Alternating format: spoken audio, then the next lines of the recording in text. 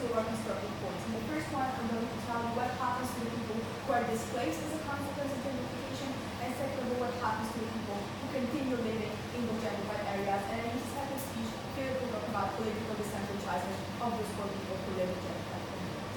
But firstly, framing. What is gentrification? Gentrification is a process of renovating deteriorated urban neighborhoods by the means of immigration. So for wealthy people moving in and investing in those areas. The environment changes so that it no longer steers to the needs of the poor people, but rather to the specific needs of the middle-income people who come in. So there are two key questions in today's debate.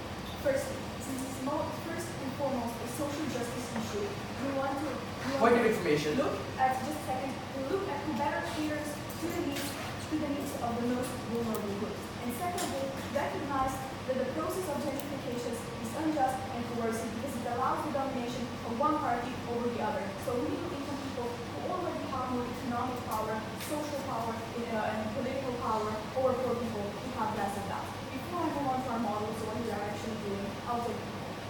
You agree that neighborhoods pre-gentrification are underdeveloped and poor. What's the alternative to solve this with a smaller tax base? I'm getting to that directly after my model. So I'm getting to our alternative after the model. So what is our model? Our model is an active prevention of harms on the basis of the geographic specific of these harms in collaboration with the local communities, in addition to the investment by the private sector that is controlled by the states, who's already partly answers the rely on investment. Now, there are 5 policies that we're implementing. First of all, rent cap, so as to control the prices at which infrastructure sells. Secondly, public housing. For example, in San Francisco, there's a certain percentage of housing that always has to be public. Thirdly, community land trust, which are non-profit corporations that develop affordable housing. Fourthly, would prevent the demolition of historic buildings and luxury renovation on those buildings. And fifthly, right of first refusal, such as in Paris and London, where landlords have to sell their houses to the tenants for a low and affordable price before they offer it to rich investors. So what are our alternatives? How are we helping those poor communities? And this is a direct answer to their POI. So we support revitalization without gentrification. There are 3 key characteristics of that. First of all, it must come from within the community. So it must be bottom up, so the state has to bring the communities to the negotiating table. Second of all, it must cater to the needs of those communities. And thirdly, it must preserve the economic and consequently political power of those communities. An example of that is Belgian farm in New York, where communities were brought to the table and discussed with the local government. And what happened there was they rebuilt the metro, they rebuilt the neighborhoods that didn't look nicer, and consequently, but there was also no displacement. They didn't have a basketball team that preserved the poetry in those areas and would make sure that those communities still stay connected. Dear panel, note that our funds will bring tools are inherent in gentrification, and the opposition must show you that the benefits they're exclusive to our representation case, so things that don't happen on our city house as well. Now moving on to our first constructive point, information about what happened to those people who get displaced. So the thesis of this point is that gentrification poses significant harms to the people who are forced to move out. Note that we acknowledge it's not the majority of people, however we believe that the scope of the harm that happened to them is that significant that it's worth talking about. So how does displacement work? The mechanism of displacement is that more affluent people move into those neighborhoods. For instance, people who have more purchasing power and can afford more goods, can pay more for rent, and can buy in stores that are more expensive. There are 2 consequences of that. Firstly, the rent gets higher, and there are a lot of evictions of people who can no longer afford rent. 2 statistics will bring you here. First of all, we'll tell you that 60,000 people were forced to move out of San Francisco in last year, and all of them had a net average income lower than $70,000, which is significantly below the average income in the United States. And second of all, between 2000 and 2008 in Brooklyn, there were 80,000 rental units lost immediately because of gentrification, because they were reused as luxury apartments, and we believe that this is extremely problematic. Second consequence is the prices of goods and services go up. So instead of having a Tesco where people who have a lower income could afford to buy items, you now have the same rate, which point of information. middle income people specifically. Okay, so what are the harms of this displacement? There are 4 harms of big. Firstly, people are forced to move out of their homes where they lived for 10 or more years. They live and that's safe as a consequence because they have to leave everything they know behind and move to a completely new area. Second of all, and this answers the question of where do these people go by? Consider these people move from the city centers where those areas that get gentrified usually are to the outskirts of the city and they're scattered around. This has 2 consequences for them. First of all, their commute gets significantly developer, which will be fine if this were their individual decision. However, in this example, where they're coerced, where they're forced to do that by the gentrification, this is absolutely not acceptable. And second of all, they often lose their old jobs simply because of transport is an expense they might not be able to afford when they're already small paycheck. Third part would be that they lose their social network, which is the people they live around, the people that support them, their neighbors move away from them, and they move away from their neighbors as well. And they lose the people they rely on and offer them support, which is psychologically detrimental for them as well. But fourthly, the places of cultural bonding get lost and replaced by culture that caters to middle income people. So for instance, instead of having a mosque or having a bar where those people can hang out, you now have a mall that's too expensive for them, and you now have Starbucks where there's coffee they cannot afford. So, and now moving on to our second constructive point. The second constructive point, the thesis of which is that people who are not forced to move out and to remain in those gentrified areas also live significantly worse life in their community. 3 points of this. Firstly, the psychological displacement. We see that even if those people aren't actually forced to move out, they feel as if they have, because the makeup of the entire neighborhood is completely changed, because the authenticity is lost. Because the buildings that used to be there, the places they used to inhabit are replaced with different places. They are no longer caters to them.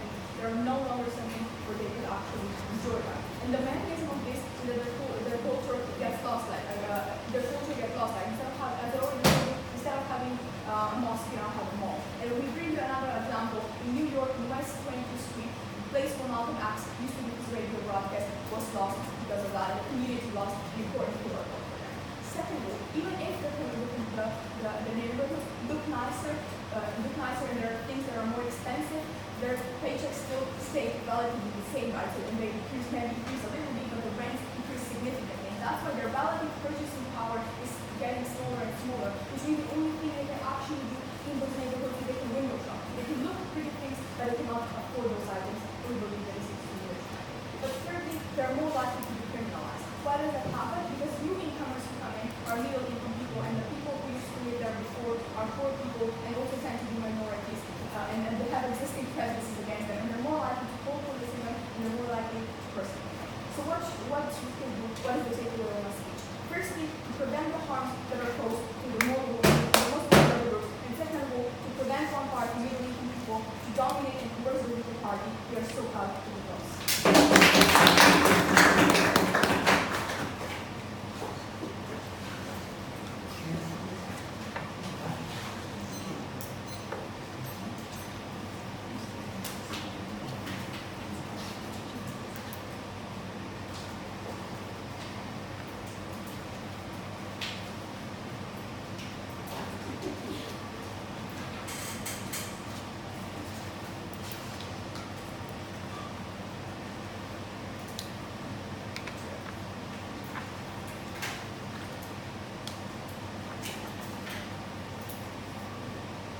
Okay, thank you, Speaker, very much for that fine speech. And now I look across the table, and I'd like to call upon the first speaker for the opposition.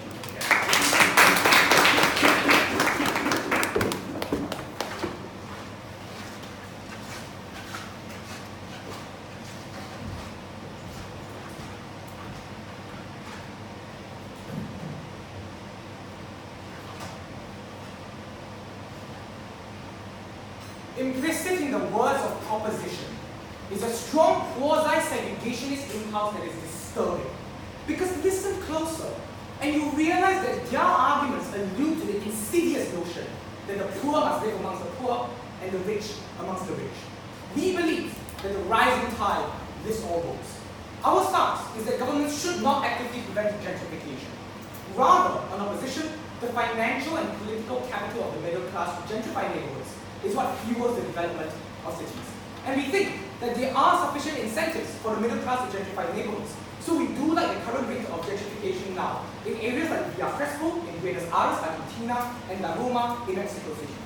We rather governments use the money on side proposition to hand out tax and food vouchers to the poor in the area.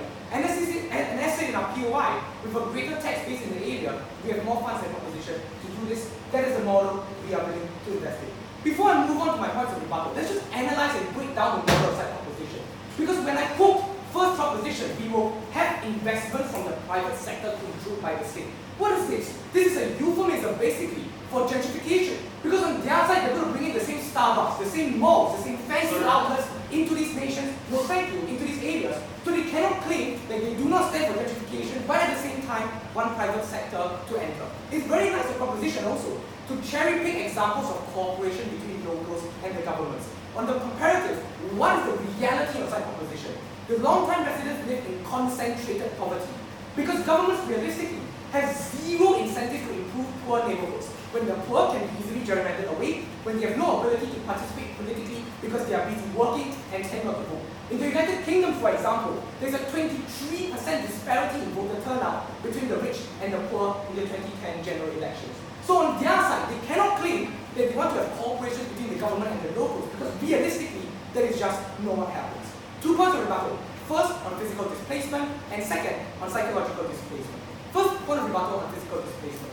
Recognize that in this argument, proposition already makes an implicit concession that it is not a majority of the people who are driven out from the very words of first proposition. So I don't think they already fulfill the majority burden right from top one. But we're very thankful for this concession because realistically, that is true. Most of the poor, after gentrification, actually do remain in their neighborhoods.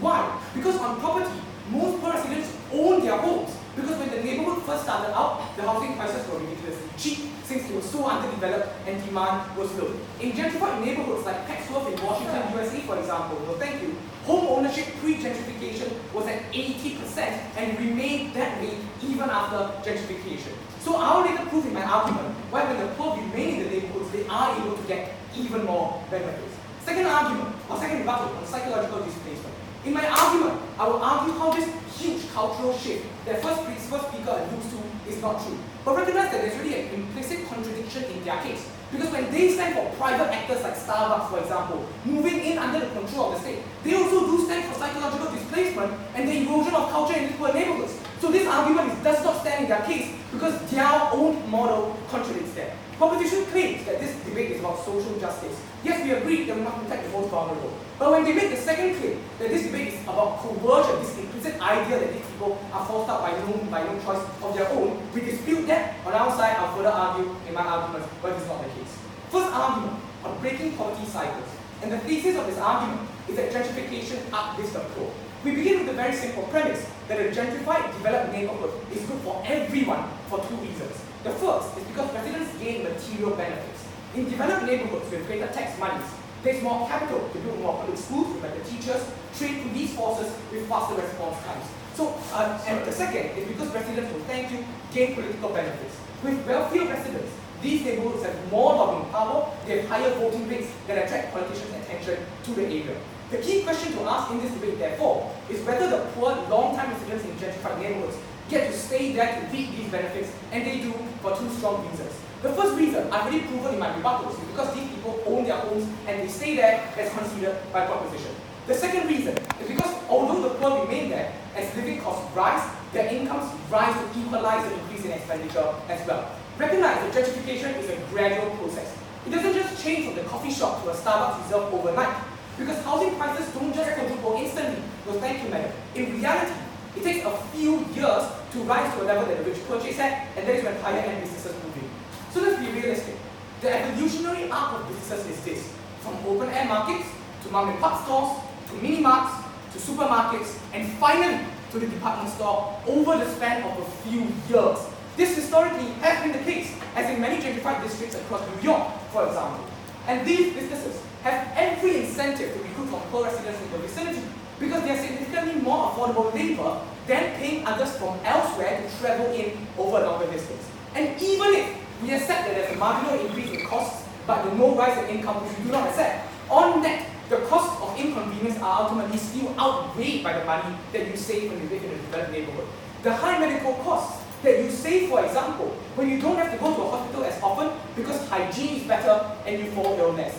At the end of this argument, proposition hasn't tipped the balance at all, because in their vote, the poor languish in places of enclaves and concentrated poverty.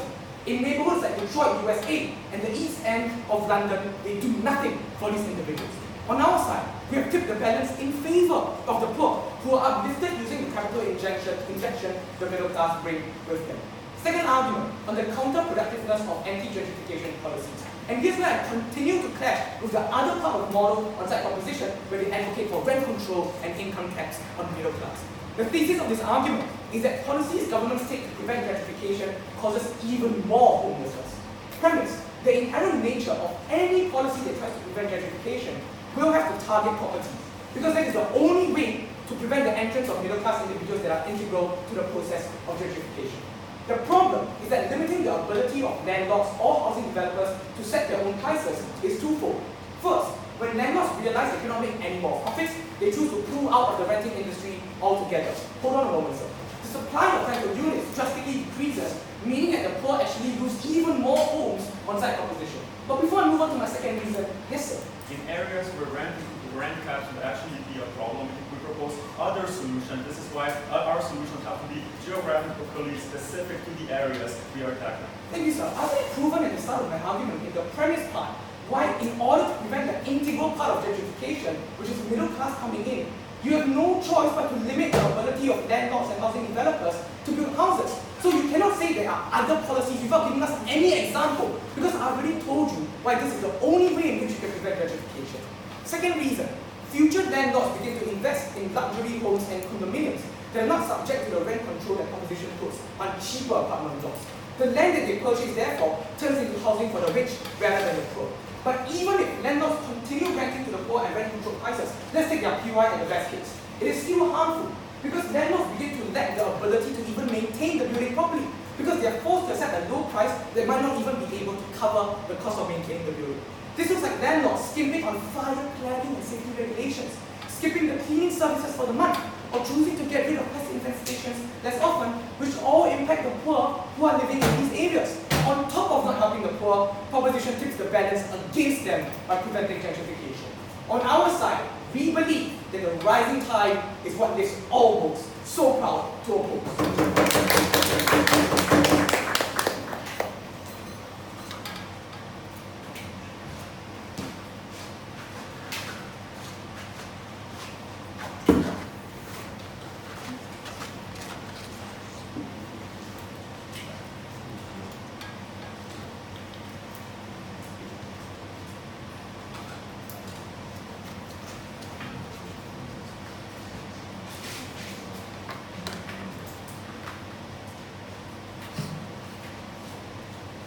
Okay, I'd like to thank the Secretary very much for that fine speech. Now, across the table, I'd like to welcome the second speaker for the proposition.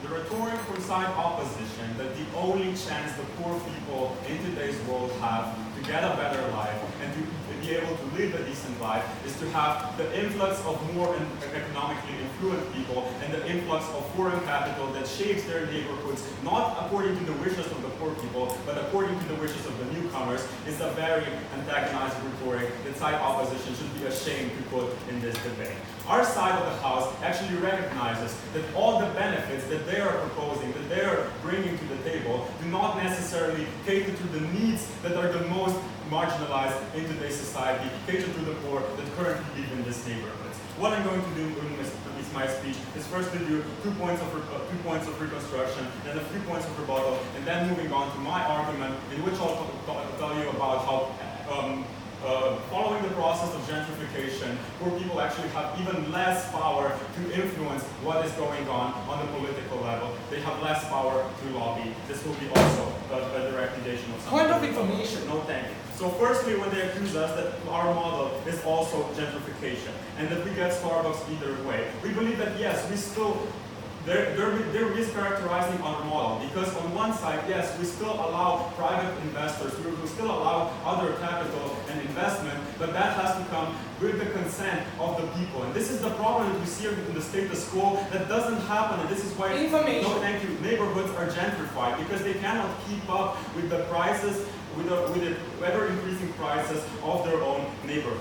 Secondly, when they say that the governments have no incentive to help the poor, this will be directly rebutted by my third substantive, I'll flag it there. But thirdly, on reconstruction, when they say it's not the majority that are displaced, it's not that bad anyways. Yernia has told you, and why we actually concede to that is that the harms are so great when you lose your social network, when you have to commute longer to get a job, when you lose, when you are forced to move out of a house that you've lived in for years, for tens of years, that your family has lived in for tens of years, that is a harm that they cannot just wash away. And secondly, when they talk about the poor people even own homes anyways that they can sell them, we believe that firstly, that is not true in majority of the cases. Most people in gentrified neighborhoods actually rent out their places. And secondly, even if they own houses, we see a problem with the fact that the prices of the living costs are so high around them that there are simply forced to sell the houses that they have been living in because they have no other option. All right, now on to the rebuttal of the first argument, how gentrification simply uplifts the poor. The first point here they brought to you is more tax money. We believe that tax money doesn't necessarily benefit the poor. They alone have already conceded that the poor right now, no thank you, and don't really have political power to influence where these taxes go. I will more explain that in my argument, but we believe that to the point where the rich people or the slightly richer people that are moving in have more political power to lobby for what the taxes are being used for, the poor people don't really have a chance, no thank you, to enjoy the benefits of those taxes. Secondly, about when they say that the rents don't really increase that fast and the wages also increase proportionately. We have our response here. We believe that, yes, even though the wages might increase a bit, or these people might get employed in different jobs, we believe that employment, they don't really get employed in the fanciest jobs of these new luxury hotels, but they're more likely to be employed in the jobs that don't necessarily demand their specialization, such as janitors, such as cleaning ladies, things like these. We believe that proportionately, yes, their wages might have risen a bit, but the living costs around them simply rise for a much greater level. We have a statistic where when the rent prices in San Francisco in the past 5 years in the most gentrified areas have risen for 707%, and the average median wage of the person that has lived there, that was been living there pre-gentrification, only increased for 106%. This is exactly the mechanism that we have in which we are proving displacement. Second argument about the counterproductiveness of our anti-gentrification policies. Firstly, note that we do not only propose a rent cap.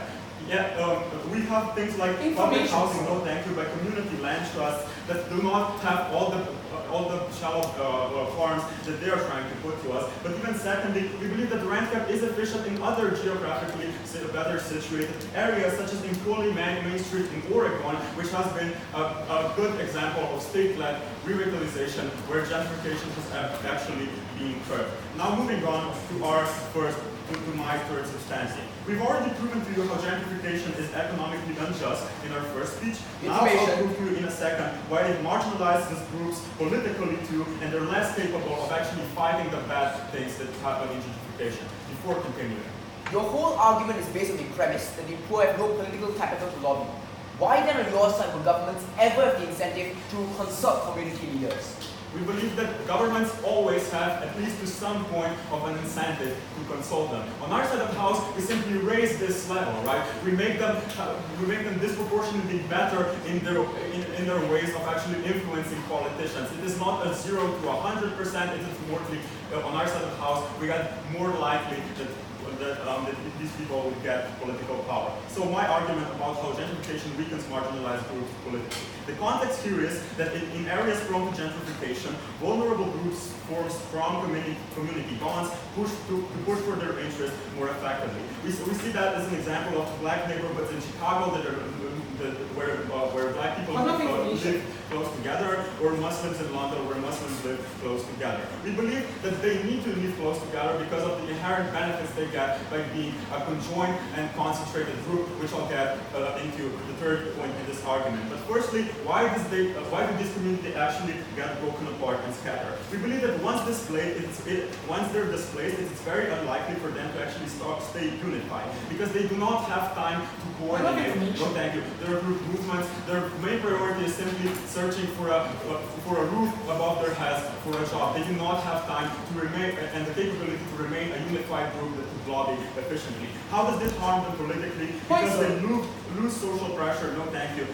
Lose potential of social pressure. Firstly, their voting power is smaller because their voting bloc is simply scattered to different districts. Secondly, because of they have smaller groups, they have less representatives in local councils. Thirdly, funding political activities in a specific area is harder because you have less people there. Fourthly, you have less people to protest and organize sit-ins, things like these. We believe that this is an example of this is less engagement following fractionalization, following gentrification in Chicago, in one of the most gentrified neighborhoods where Hispanic people have a 50% voting rate, right? We believe that this is a direct harm. So in what areas do they actually lose influence where they can't lobby? Things like education, where they can't get a specific class included in the curriculum. Things like culture, where they can't lobby for a mosque to be built. Things like amenities, where they can't lobby for better public transport because the newcomers all use private vehicles. We believe that this is the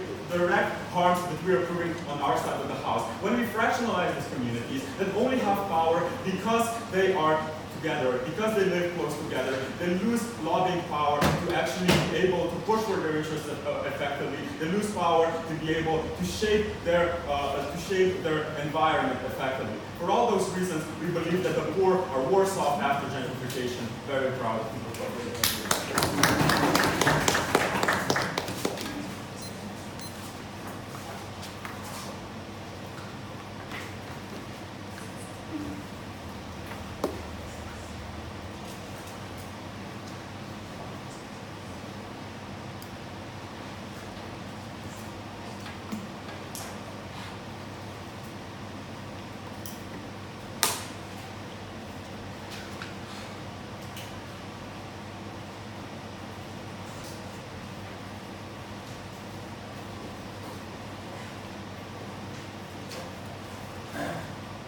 Alright. Thank you very much for the speak. Go to the table and call upon the second speaker for the opposition.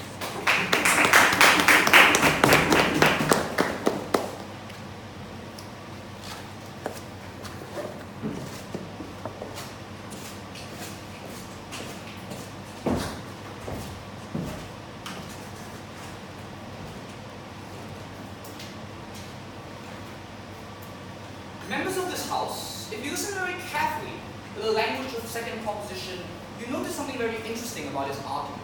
It suggests, and the language that he uses very closely mirrors the very rhetoric of segregationists in the 1960s.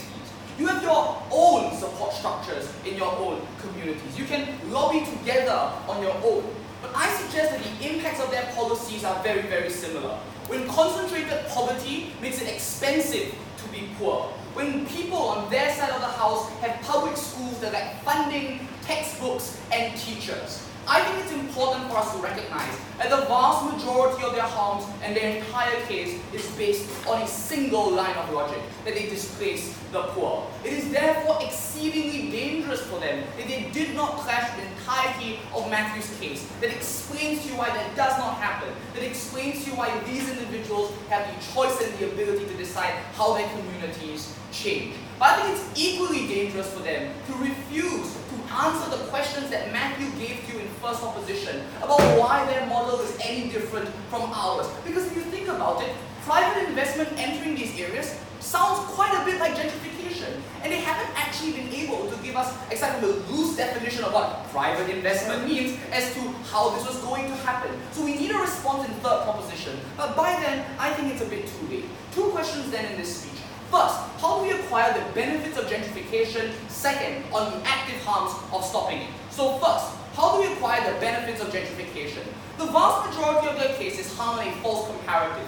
They say that they'll be able to change these neighborhoods from the inside. If I take this claim down, they lose this debate. Here are 5 reasons why that's not possible. The first is because, as they themselves conceded, these areas lack money. The second reason, and if you listen to their second speaker argument, they concede this, these groups are often gerrymandered away, which means that at best, concentrated groups get one representative, when if you spread them across multiple districts, they can be swing votes that gets more representation. The third is political lobbying via the rich, which means that any extra budgets that go on their side of the house are more likely to go to tax cuts for the wealthy than the public housing, which he didn't really explain, by the way, go to. The fourth is often because even if the rich live in the same cities, people often choose to hide them away. So for example, refusing to build subway stations or building highways so they can never see them. The fifth reason is what Matthew gives to you, that even if you get all of these arguments, concentrated poverty often means that these individuals don't vote. So yes, we can throw statistics on both sides of the house, but I think it's crucial that these 5 structural reasons that they fail to respond to, if they fail to respond to this analysis, suggests why it's significantly worse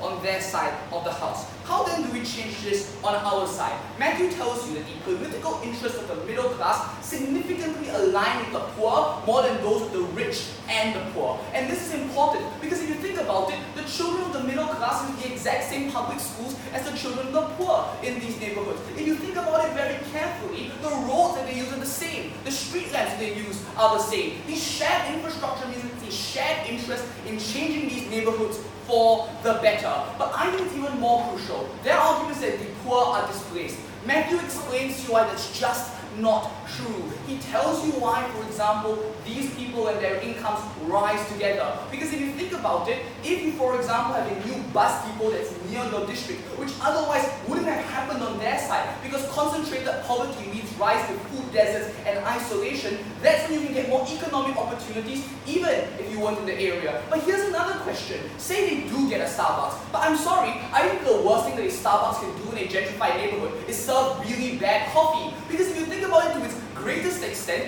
who actually is the one working as the barista? Who is hired to refurbish the Starbucks? Who is hired to wipe down the tables and answer questions? All of these things are the poor in these neighborhoods who get jobs or they otherwise wouldn't have. I think it's dangerous for them to have not responded to this analysis. But here's a further push on this argument. I think Matthew gives you reasons as to why the poor own their homes. I think that's important because if you own your home, you either A, get to rent it out, which means that you get control over how it's used and how it's done in the first place. If you own your home, you're able more likely to do this. But even if you don't own your home, Matthew explains to you why gentrification occurs at a slow rate, which means that you have the chance for your wages to rise along with the cost of living. And for these reasons, because the ultra-rich will just move into neighborhoods immediately, because it's a small degradation apart and as it rises, I think there are structural reasons as to why the poor will be able to cope with gentrification. I really don't think they respond to Matthew's analysis. This leads me on to my second question on the active harms. The main response that we get from this speaker is, we don't have to do rent control. Okay. If their argument is that they want to use public housing and only public housing, I ask them the consequences of it around the world. Think about council estates in the United Kingdom, the projects in the United States. If these are the areas that they want to defend without the rise of rent control, I think that often means that the rich move into these areas and kick the poor out of their own areas. So they do have to defend it. But here's the problem. Matthew gives you reasons why it's so incredibly dangerous that the poor live in these areas, because they get less infrastructure, they get less homes, and when they do, they get less infrastructure to protect them from things like fire safety regulations that literally caused the deaths of 72 individuals in Grenfell Tower. I think all of these reasons that they fail to respond to explain why gentrification and not preventing it on their side is so harmful for the poor. I'm now going to move on to my team's third and final substantive on city development. The thesis of this argument is that gentrification leads to desirable development of a city. And here's where I really take them at their best. Because here, I'm going to respond to all of their arguments about the displacement of the poor. We recognize that it's a crucial, important minority in this debate. And I'm going to explain to you why the rising tide does lift all boats when all of these individuals are raised. What's the current status quo of a city? the rich are able to afford to live in downtown cores, as they acknowledge on their side of the house. But moreover, the poor often live in inner cities in these areas, as they recognize. The middle class, on the other hand, live on the suburbs, on the outsides of cities. Gentrification is therefore the way in which the middle class are reintroduced into city centers. Because via the cheaper cost of living, or for example, a corporate HQ entering such areas to take advantage of the fact that the mid-tier city is up and coming, often the middle class enter these areas in order to help them even more. So what does this look like? This looks like the rise of tertiary industry. But before that, please. In the last 20 years, urbanization has reversed. Now we have poor people disproportionately living on the brink of cities, such as here in Bangkok, and the richer people living in the center. This is not simply true as they're painting it in the status quo anymore. So I understand where you're coming from, but apart from an assertion in first and second speaker, you haven't given us any structural analysis to back up this trend. Versus on our side, we've given you reasons as to why this claim and the claims that we make are true. So let's say gentrification continues. This leads to a virtuous cycle. As these groups acclimatize to middle class tastes, more investment enters into these cities. And more investment is good for these cities for 5 structural reasons. The first is an increase in job opportunities for these groups. The second is a push for the multiplier effect, which means that more disposable income means that more money flows through a city for more individuals in these areas. The third is an increase in economies of scale for things like public housing and other amenities. The fourth is an increased tax base for redistributive policies, and recognize that the middle class are more likely to have an empathetic understanding of what it's like to be poor. They're more likely to support these policies in the first place. The fifth reason is because of equitable development. So this means, for example, the building of subways in cities in China over, say, things like cars, for example, because the rich can use cars, but the vast majority of the middle class requires subways. This is what happened in places like Shenzhen, where originally a manufacturing hub is now an economic hub for the region, where the poor are able to live the best lives that they can. We believe that the rising tide lifts all boats. We're very proud to oppose.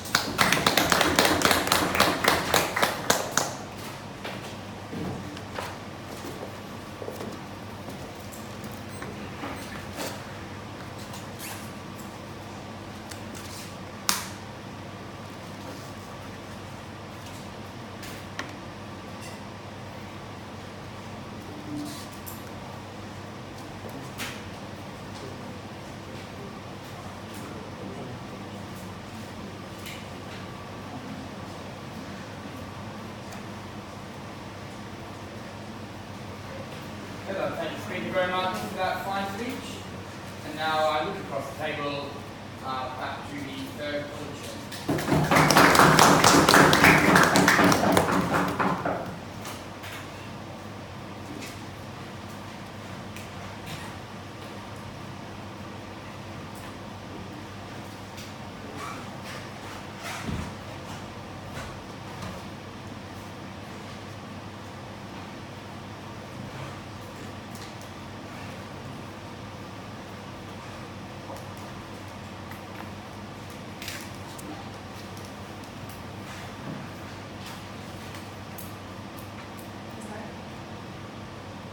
Honestly, I'm quite shocked by the rhetoric that opposition used to this debate. We think it's abhorrent from them to talk about how the poor people need the wealth of the middle class in order for them to have their specifics and their necessity in their community. We think it's abhorrent that the Malcolm X broadcast radio has to be torn down so a Malcolm be revealed on that area, right? We think that the most important thing is that we preserve the vulnerable group in this debate. And this is the people who are dependent on where they live, who are dependent on the cost of their living supplies in their area. This is the people who are displaced. Even if there are the small percentage of those people, they still are the ones who have to be dispersed, who have to start all over, and are the ones who don't have enough purchasing power in the first place to help themselves economically or politically wise in that manner. Sort of opposition is worsening that by gentrifying those areas, by creating higher costs for those people, by forcing them and coercing them to move out of their home within the years.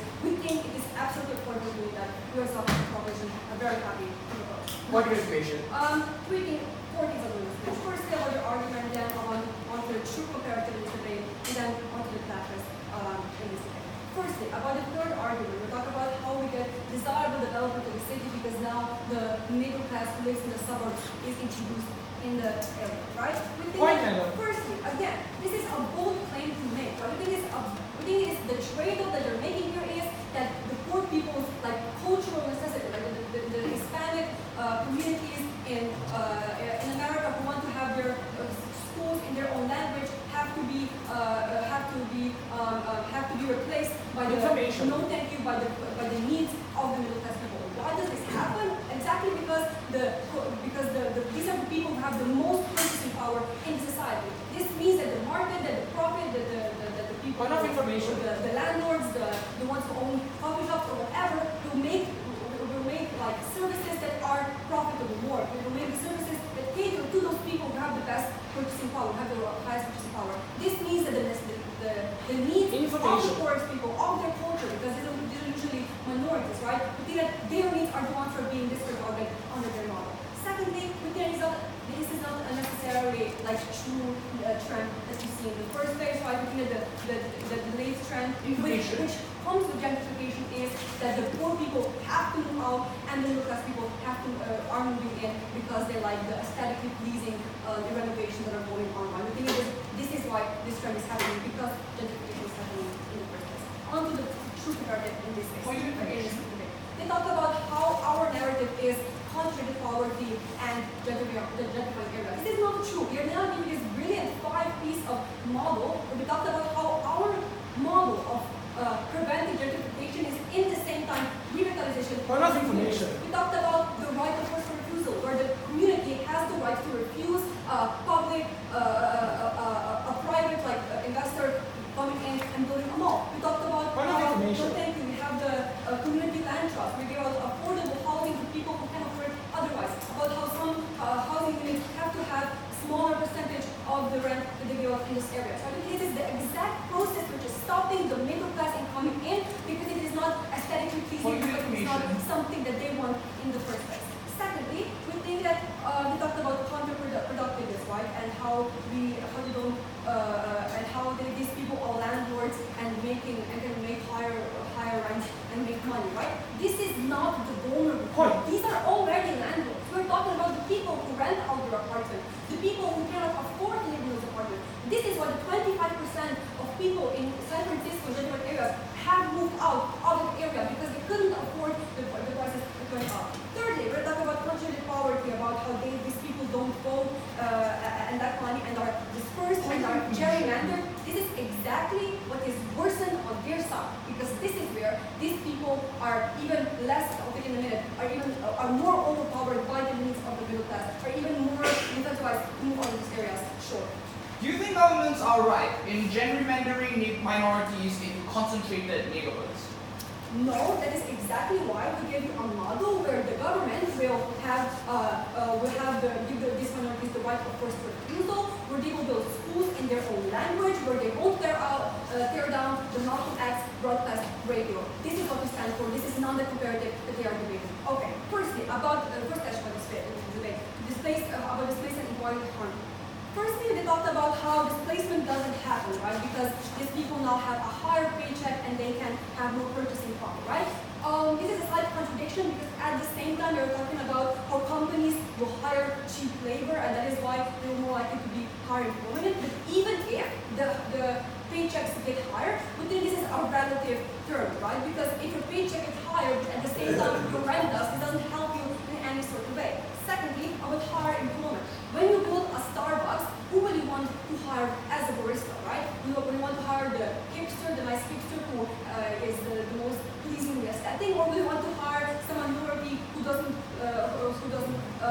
isn't as skilled as serving bad coffee. We think that thirdly, even if they do get hired in the first place and taken at their best, right, we think that they are more likely to get jobs that are of lower kind of skill. And even if before they were gentrified, they were the ones who were owning the bars where they were bonding. Now they are being replaced by Starbucks. Secondly, about psychological displacement, right?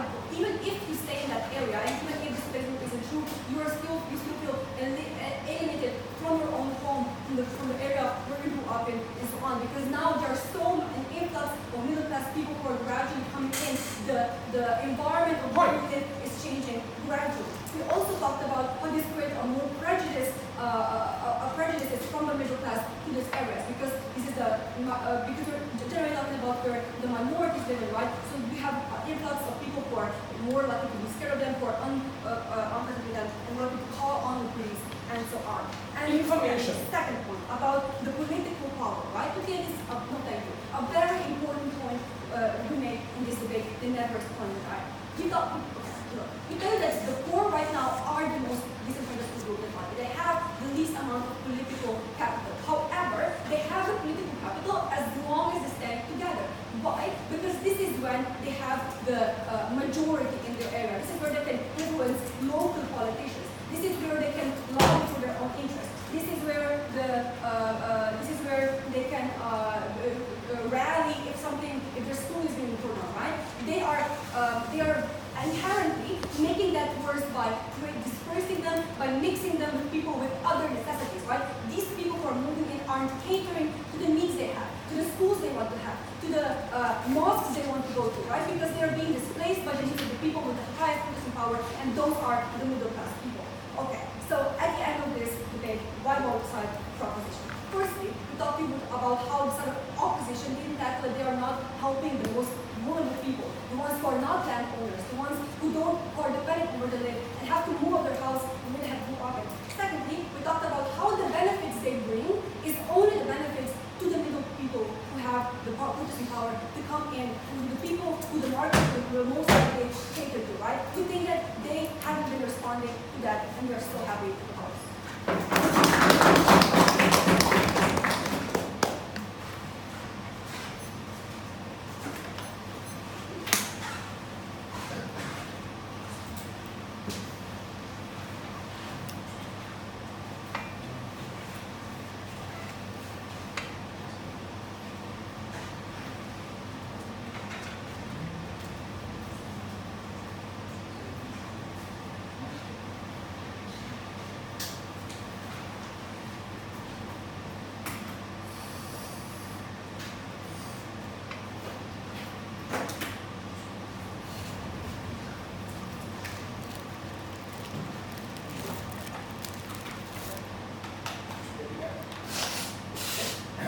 Thank you very much for that fine speech, and now I look across the table and I'd like to welcome the third member of the opposition.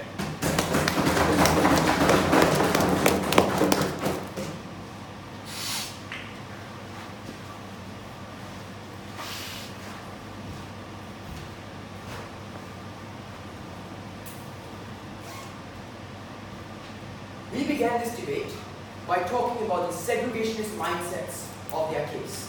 And if anything, instead of even attempting to defend against it, they doubled down on this stance. They wanted a world where the poor lived together because they were more powerful when there was no one with capital in that neighborhood. They were a world that didn't want an influx of any middle class members. By the third speaker, all they were talking about was how the middle class was going to dilute the culture of poverty on their side. Literally, in the last minute of their last speech, they stand for gerrymandering implicitly. We don't think this is a world we can stand for, where the poor live with the poor and the rich live with the rich. We reject that and remain proud to oppose. Before I move on, I just want to point out that they haven't fulfilled their majority burden in this debate. We pointed this out at the top of our first speaker, that insofar as they concede that they don't cater to the majority actor, they cannot win this debate as they're talking about. We've heard no response to this line of we've heard no response to this line of attack since first speaker. I want to prove three things in this speech. One, we don't displace the poor. Two, the comparative is worse of proposition. Three, the act of preventing gentrification is harmful. I'm going to spend less time on the third category because there was less engagement for proposition, but it is nonetheless important in this debate.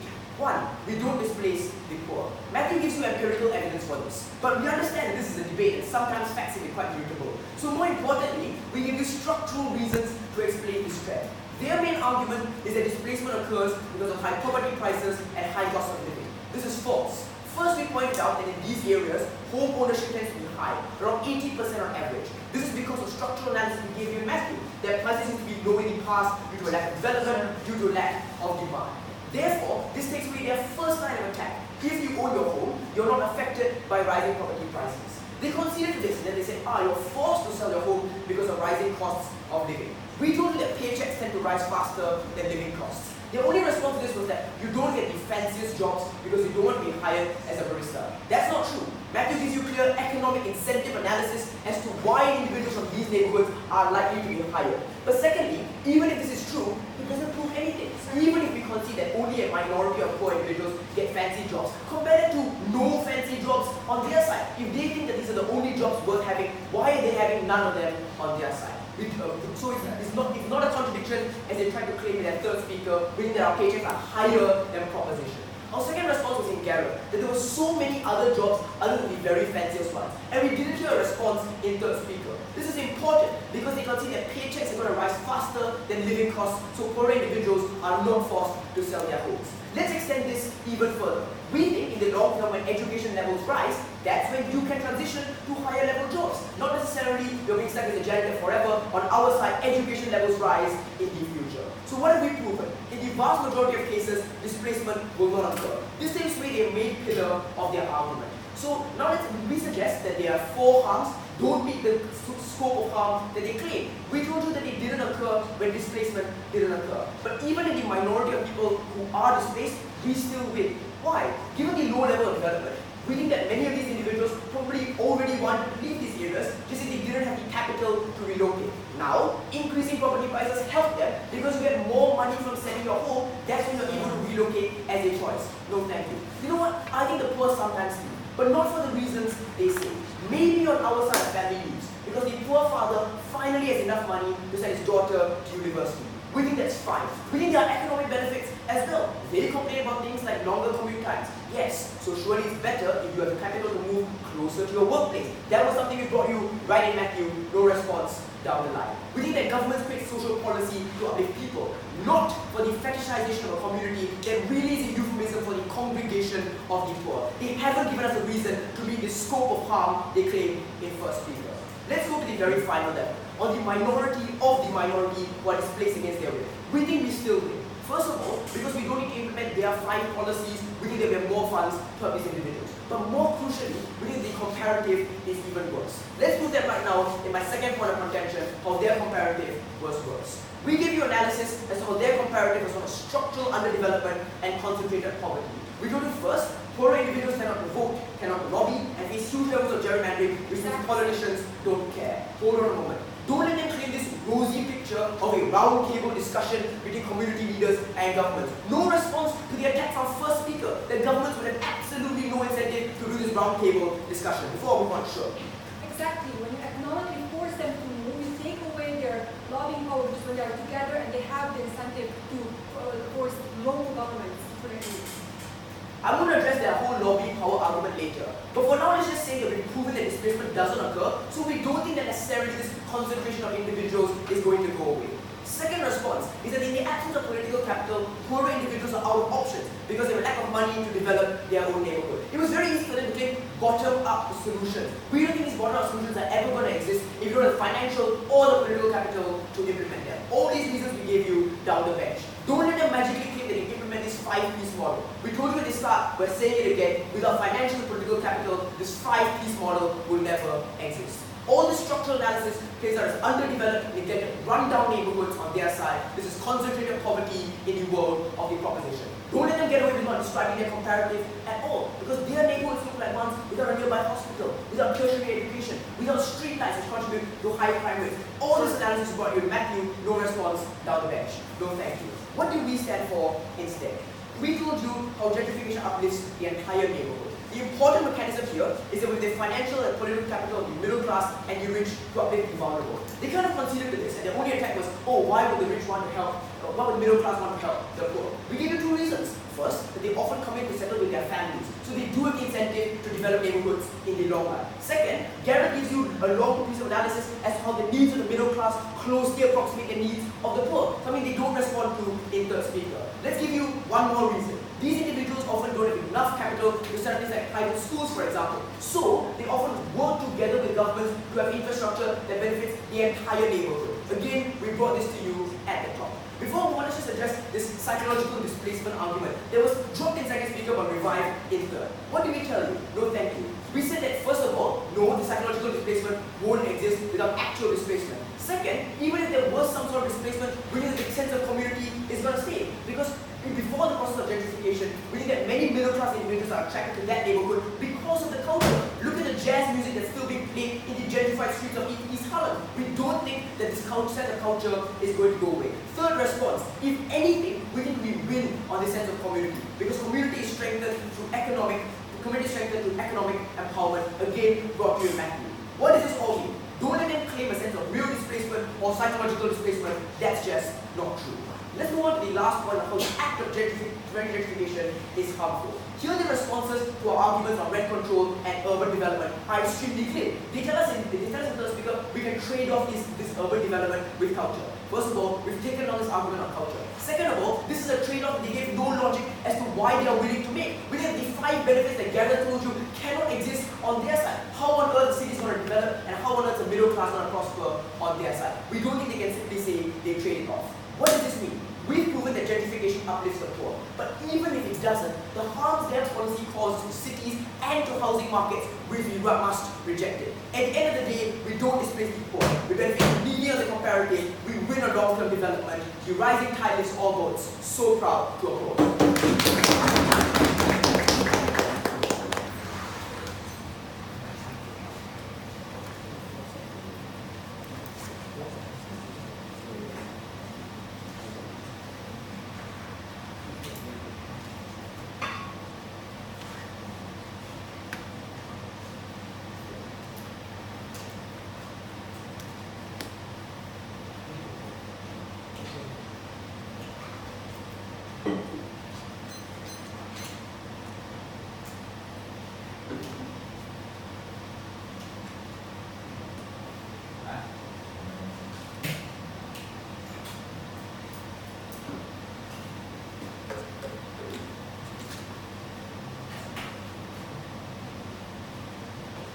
Okay, let's send the speaker that fine speech, and now I would like to call upon the opposition reply to close out the case.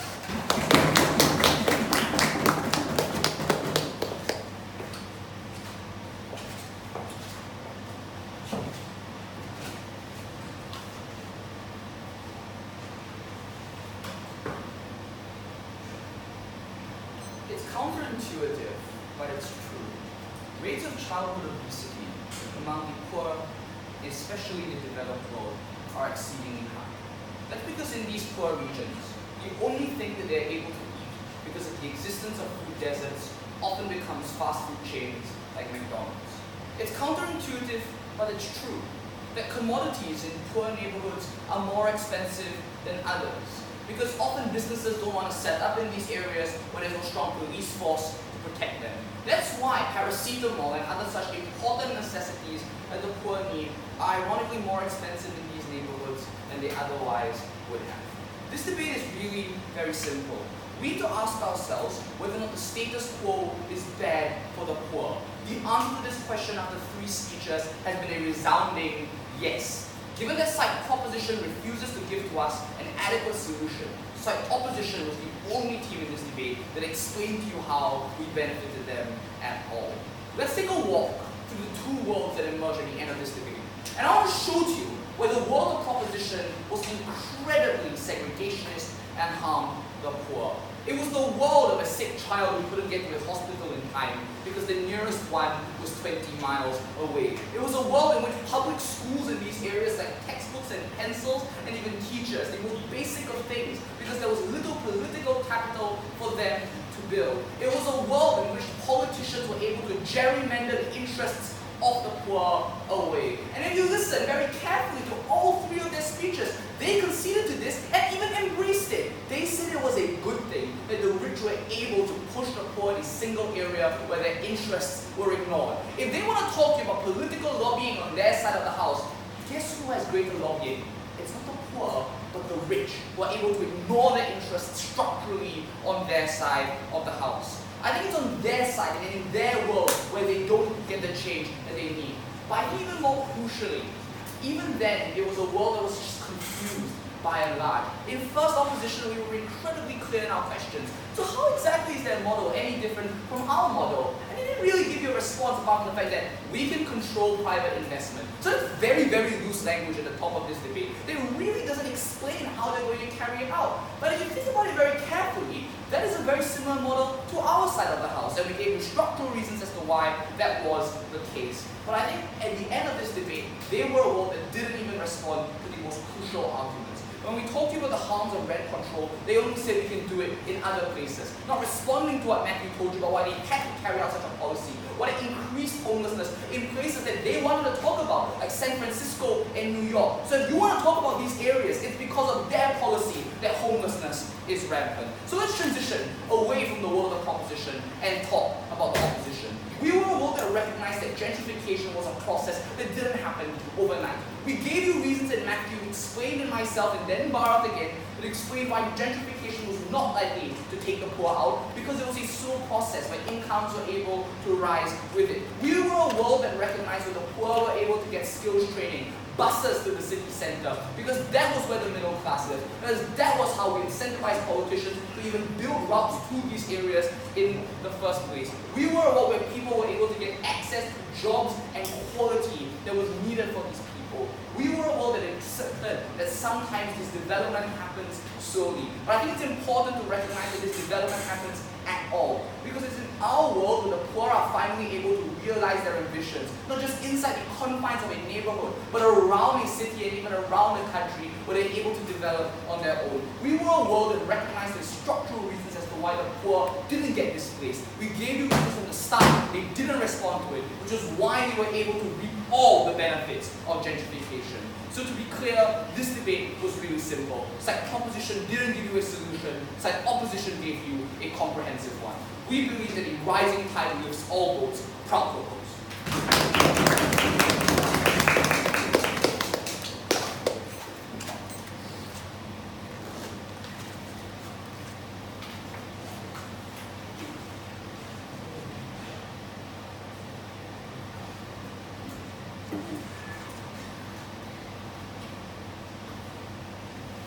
Okay, thank you, Speaker, very much for that fine speech. And now to close out today's debate, I'd like to call upon the proposition to apply.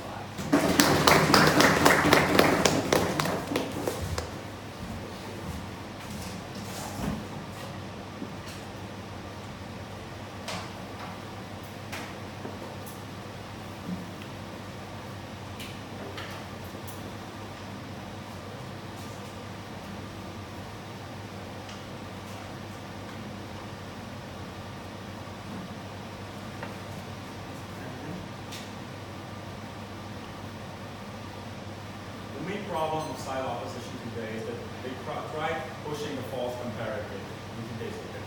We do not have to stand for bad, poor neighborhoods you see in the status quo against their flashy neighborhoods with rich investments and all those kind of things. We do not have to stand for Brooklyn, for example. We stand for things like Berry Farm, New York, Melrose Commons, Bronx, Coley Main Street, and Portland. We stand for things where revitalization has actually happened, as pointed out by our first speaker, where revitalization was feasible because of the things we have proven to you, and I will repeat to you in my fourth reply. We do not have to stand for places that have been either abandoned by the state or the state has not curbed gentrification, and this is why the bad impacts are happening, because poor people are displaced to these kind of worse areas. Three things in my reply. Firstly, on revitalization, secondly, on displacement, and thirdly, on political impacts on this debate. Firstly, on revitalization. When they say, firstly, they hear to say that our model is basically the same as theirs, and the other half of the time, they keep saying how our model doesn't work. Where I've told you why our model is not the same as simply allowing gentrification, but because there is a difference between a rich investor being able to decide where to build a mall and the community having the upper hand in deciding whether or not to veto that decision, right? When they say that things like rent cap didn't work, we pointed out that that's exactly why we have 5 different things, and we have pointed out examples where all of those 5 things have worked in different places. They cannot say that, well, oh, community land trust, well, look at what has happened in the US and the UK UK, well, we have told you that in community land trusts being made in, for example, Portland, Oregon, their community has been better off. We believe that we are actually the side that provides you with analysis, with examples in the real world, rather than just giving us analysis that might or might not be true and not tied to any points that we see in the real world. Second point, this is why revitalization is actually feasible and works in our side of the house. Second point about displacement. Here, firstly, they say it doesn't matter because it's not the majority. We give you the reasons why this is a harm big enough when you lose your social network, when you have to move out of a house where your family has lived for hundreds of years. This is simply a harm that they cannot wash away, but they kept doing it. Secondly, we believe that when they say that, well, they don't get displaced because the rent because the purchasing power doesn't increases faster than the rents. We gave you statistics in San Francisco why that would not be the case. When they said, we believe that it is still better to have your small shop and be a small shop owner versus being a barista in Starbucks, because comparatively, the area around you is simply not as expensive on our side of the house. You can still live by being a small shop owner in our side of the house, and on their side of the house, these kind of baristas have to move out eventually. This is why and in the end, we believe that sometimes losing culture simply outweighs the benefits of a good job. Being away from your community with no house is bad. Having modern access coffee shop being demolished by the same rich white people that he was fighting against is also bad. We believe that this is something that is harmful on their side of the house, no comparative, because it's culture and it doesn't have that feasible impact. Lastly, about political impact. When they say that the state doesn't care, we believe it does care, but more on our side of the house when these people are concentrated. When they say that these people are gerrymandered, we don't believe that is true, because gentrification is a local and not a national issue, and these people still have more voting power on their local level simply by being concentrated and not scattered around. And thirdly, when they say that the newcomers simply have similar interests, we gave you example of public transport, we gave you example of like water being more of a necessity versus nice water cars. We gave you all of those. Really not enough engagement on their side of the house. For those reasons, please look at the facts of where the poor people are better off and vote proposition.